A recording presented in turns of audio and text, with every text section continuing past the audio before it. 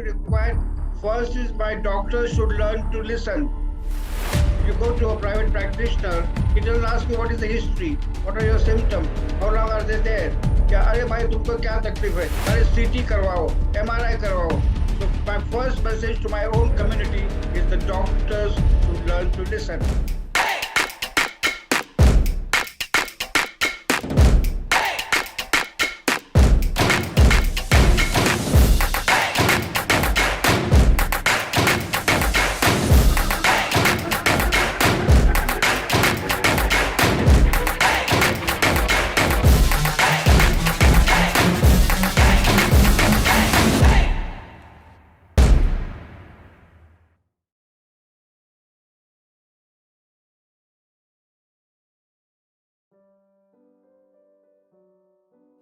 India has entered a new era in the public health. During the past 10 years, thanks to the improvement across the spectrum of health and development, average life expectancy has risen steadily from 64 to 68 years between 2005 and 2015. Hello and welcome to Honest Talk by Freak Folks. I'm Harsh Pandey. For this particular session, our guest will be Dr. Chandrakant Sambaji Pandosar, who is here with us. He is also known as the Iodine Man of India. He is the former professor and head of Department of Center for Community Medicine at the All India Institute of Medical Sciences, New Delhi. Dr. Pondo is presently member of the National Council Indian Nutrition Challenge under Poshan Abhiyan, and I believe his profile has so many things, so many glories, which I won't be able to explain in next few minutes. But I'm pretty sure during this conversation we are going to learn a lot from him. So first of all, sir, I welcome you to in this session. Thank you so much for joining and agreeing to share your thoughts with us. धन्यवाद, धन्यवाद, धन्यवाद, शुक्रिया, शुक्रान. Thank you so much, sir. It's really great matter of pride for all of us. Sir, moving to the topic of today's session, which we have chosen is public health in India, technology, governance, and service delivery. Healthcare has become one of the India's largest sector, both in terms of revenue and employment. Healthcare comprises hospitals, medical devices, clinical trials, outsourcing, telemedicine, medical tourism, health insurance, and medical equipment. The Indian healthcare sector is growing at a brisk pace due to its strengthening coverage, service, and increasing expenditure by the public as well as private players. So my question to you is then why still India ranks 145th amongst 195 countries in terms of quality and accessibility of healthcare behind its neighbors like China, Bangladesh, Sri Lanka, and Bhutan, according to the Lancet studies? The answer is very simple, Harsh, very simple. What proportion of resources do we allocate for primary prevention? That is health promotion and specific protection. We allowed dismal less than 20%. What proportion of resources allowed for secondary prevention? That's early diagnosis and treatment. That's less than 30%. And most of the thing, there is a wrong perception in our minds that health sector is curative sector. But that's only part of the story. In fact, I have made a very strong presentation in by reaction to the budget. The ratio should be reversed. 50% should go for preventive and promotive health, 30% for early diagnosis and treatment, and 20% for curative care. The focus only on curative care, that's endless. We must try to stop people jumping into the river. Here we are busy collecting the bodies because they are getting drowned at the end of the river tunnel. So that's a wrong attitude, wrong activity we have been taking since independence. Look at the allocation for public health, dismal as compared to curative. And in public health, you only have government as a partner. In curative health, you have the private sector as a major partner. So we're focusing only on curative, hospital-centric. That's a blunder that we're doing, blunder. All right, sir. I think you have given a very detailed and very I can take to the point answer. Sir, my next question to you is what actually we have seen is that healthcare industry remains one of the biggest opportunities for entrepreneurs and investors. Innovative startups are utilizing new technologies to offer solutions that improve quality, lower cost, and streamline access to the healthcare service. Sir, my question to you is how do you see the scope of entrepreneurship in a healthcare sector, especially in India? That's the tragedy. It's an industry. What does the industry do? It's for profit. And I'll tell you what you require. First is my doctors should learn to listen. If you go to a private practitioner, he doesn't ask you what is the history, what are your symptoms, how long are they there. क्या अरे भाई तुमको क्या तकलीफ है? अरे CT करवाओ, MRI करवाओ. So my first message to my own community is the doctors should learn to listen. I've written an article in the Tata Trust magazine called Horizon 2 years back. My colleagues, my professional colleagues should learn to listen. Why? 90% of the diagnosis made are based on the history, 90%, 5% on clinical examination, 3% on routine laboratory tests, and only 2% contributes by the so-called healthcare industry. It's a very lopsided approach. All right, sir. I think again, this is a quite insightful answer from your side, and I think this is the answer everyone knows about it, but nobody wants to talk. You have mentioned, I like this, that, and I'm quite impressed that you are talking actual point, which is that doctor need to listen. And sir, I think the viewers, those who are watching this session, they are surely going to find this insightful. Sir, my next question to you is that AI and robotics are making advance across the healthcare industry, from genetic testing and robotic surgery to cancer research and data collection. In dermatology, AI is already used in practical terms, where it is used to detect skin cancer through an experimental mobile version of it by medical professionals. So my question to you is, Yes. actually AI and robotics are transforming the healthcare industry?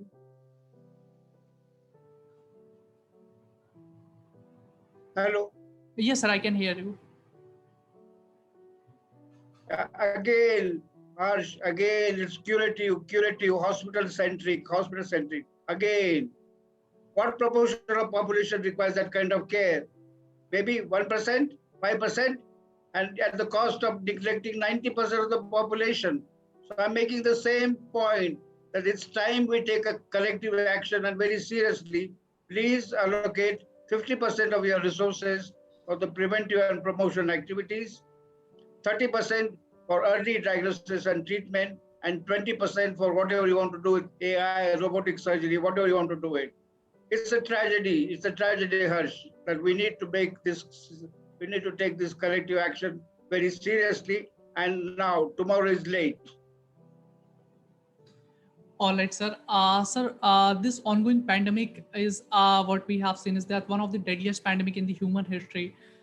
Sir, my question to you is that what do you think, sir? Our existing institutions are how much strong and how much prepared to deal with such kind of pandemics? Well, it has done exceedingly well in terms of the control of the pandemic in the early stages. Now, here I must tell you, Harsh, this is the 20th pandemic in the human history. 20th pandemic. 2020 pandemic of corona is the 20th pandemic. This is the 7th virus that has caused this in the series, 7th virus. I fail to understand why we have made such a special welcome to this lady, if you call the virus as a lady. I want to emphasize here again, who's advising the government of India? Who's advising? Your cardiologist, your cardiothoracic surgeons, your gastroenterologists, your orthopedic surgeons, your obs-gynae. Public health is a specialized area. You have to have training in public health, epidemiology, behavioral sciences, and management. I tell a story of soar with your strength. This situation is like winning the running track race. And who is advising? It is the fish. Fish is advising how to run the race. Fish is very good in swimming. You stick your swimming area. My dear friends from cardiology, cardiothoracic surgery, gastroenterology, orthopedicians, obs-gynae, please stick to your area of expertise. Let public health people come into the picture, because they have got the necessary knowledge, skills, and experience to handle this. I would say they have wisdom to handle this. So that's a tragedy again. In fact, last year, on the 4th or 5th of June 2020, CNBC took my interview along with Naresh Trehan. You go to YouTube, type Chandrakant Pandav. I've said the same thing 1 year back. One thing we don't seem to learn from history is that we don't learn anything. Indeed, sir. I think this answer was very meaningful on the many levels. Sir, my next question to you is, sir, after taking the lead on the supply of hydrochloroxyquine, India has now become the coronavirus vaccine hub to save the humanity against the COVID-19 pandemic. Sir, what actually my question to you is, how do you see the role, leadership, and entrepreneurship of Indian pharmaceutical firms in fight against this COVID-19 pandemic? Yeah, I said it's an incredible contribution, and I'm very proud of my pharmaceutical industry. I must admire and give my namaste and namaskar and dhanyavad to my honorable Prime Minister Narendra Modi. I call him as a public health champion, now not of the century, but of the millennium.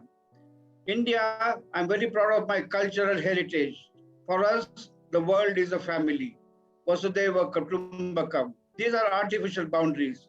Brazil, Pakistan, Afghanistan, Myanmar, they are artificial boundaries. India has taken, our honorable Prime Minister has taken a perception and viewpoint that world is my family. That's why we supplied vaccines to the Brazil. What did they say in return? They said, Hanuman ki Sanjivani booty leke aa rahe aap. Hanuman ki Sanjivani booty leke aaye. So I'm very honored. I'm very proud of my country as in India. I'm very proud. And I most respect our Prime Minister Narendra Modi for giving this gesture, actually putting into practice that the world is my family. Vasudhaiva Kutumbakam. Indeed, sir. Many people call this a vaccine diplomacy, but we can say that this is our tradition. This is our what actually we Indians are. This is our culture that we serve we provided the vaccine to save the humanity against the COVID-19 infection, irrespective of what were relations our in the previous one. Sir, my next question to you is that telemedicine increases patient engagement by helping them maintain checkup appointments and care schedule. Virtual consultation also make it easier for patient to reach out their physician, report early warning signs or any health concern, and follow through on their appointments. Sir, what are your thoughts on this emerging role of telemedicine to a holistic digital ecosystem in India? And how much when we can expect these telemedicine introduction? Actually, we have seen that many hospitals have introduced this during this ongoing pandemic. But how much time will it take to introduce or get introduced in the local hospitals? It's an excellent idea. Telemedicine, excellent idea. There's an advertisement I hear about a particular phone brand. What an idea, sir. What an idea, sir. We are technologically advanced. For the first time, we have used the technology for health and education. First time. And I'm very proud that we should use it as much as you can. I come from a school, let best be not the enemy of good. The best is that you see a patient face to face, in person, but because of the various reasons, accessibility, availability, acceptability, affordability, telemedicine is the next best solution.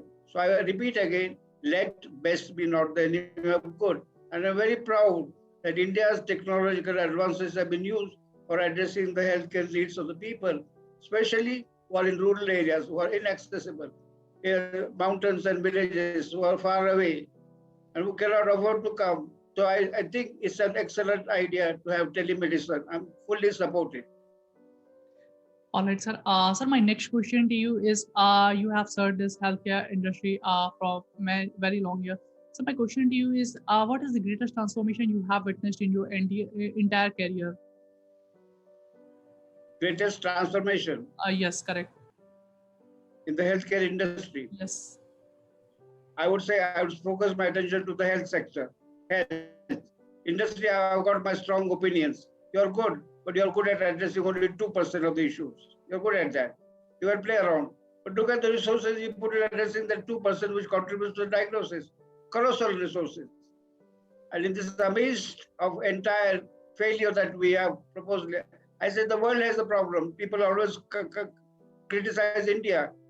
Malnutrition is a global problem. It requires generation to solve it. It doesn't happen overnight. And besides health, there's something called as social determinants of health that play a very important role. And amidst this entire, I would say, road to success, we have the story of iodine deficiency disorders, of which I'm very proud to be a part of it. It's been my journey for the last 43 years.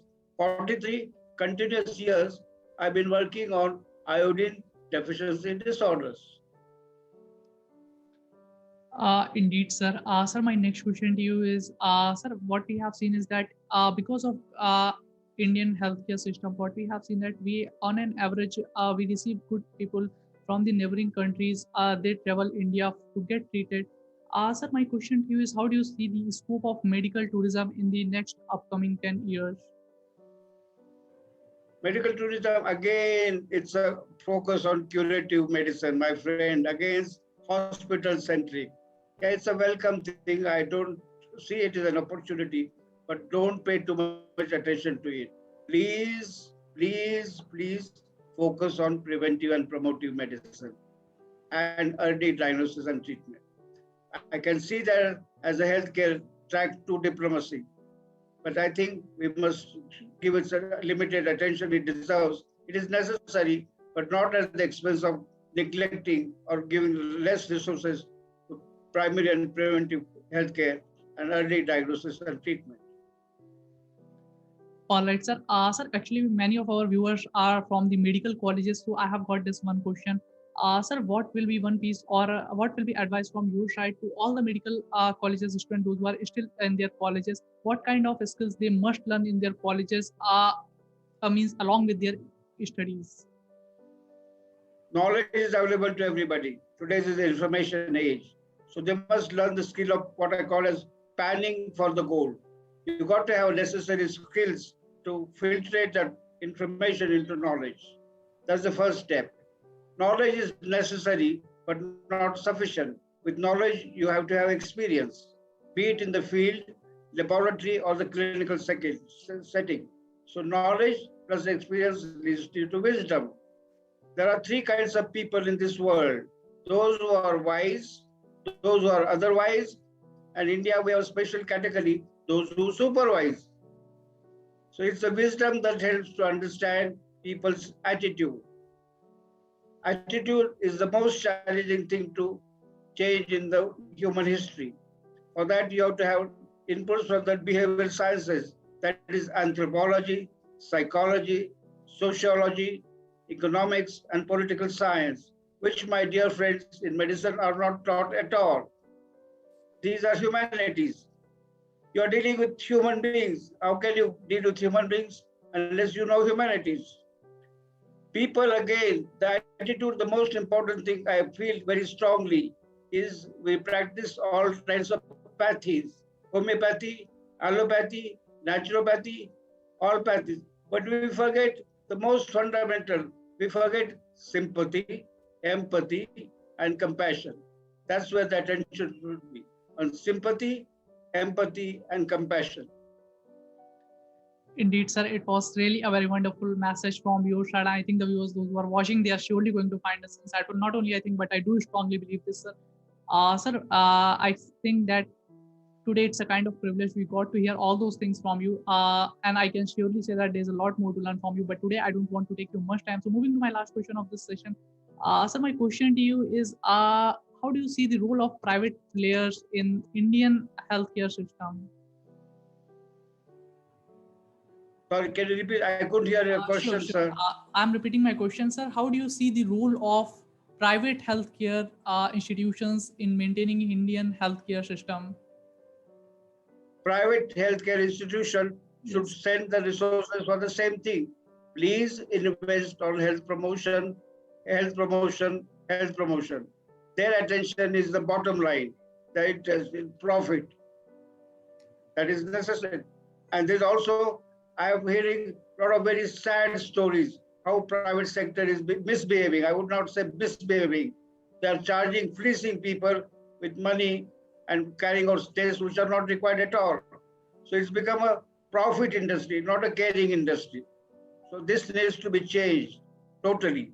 I think the government should take very drastic action against them if they follow this, what I call is bandits. I call them bandits. This is unacceptable. And a lot of cases where the private sector has behaved like bandits. Indeed, sir, this is something I think we all need, all know, but nobody wants to talk it. And I'm happy that you answered this question in this way and you have taken this conversation in this way.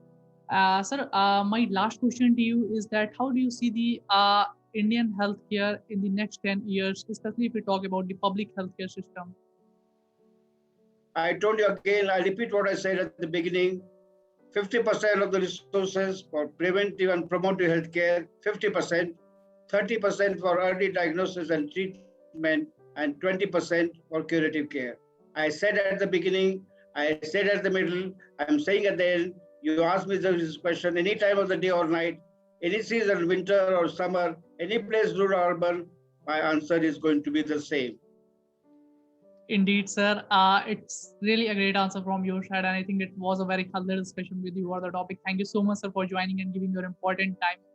I look forward to conduct more such sessions with you in future. Thank you so much, sir, for joining.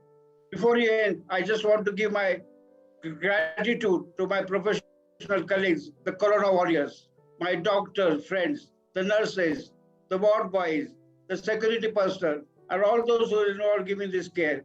They are riding into the valley of death. So my gratitude to all those who have sacrificed their lives. I think we should take care of the families of those who have died in taking care of the Corona places.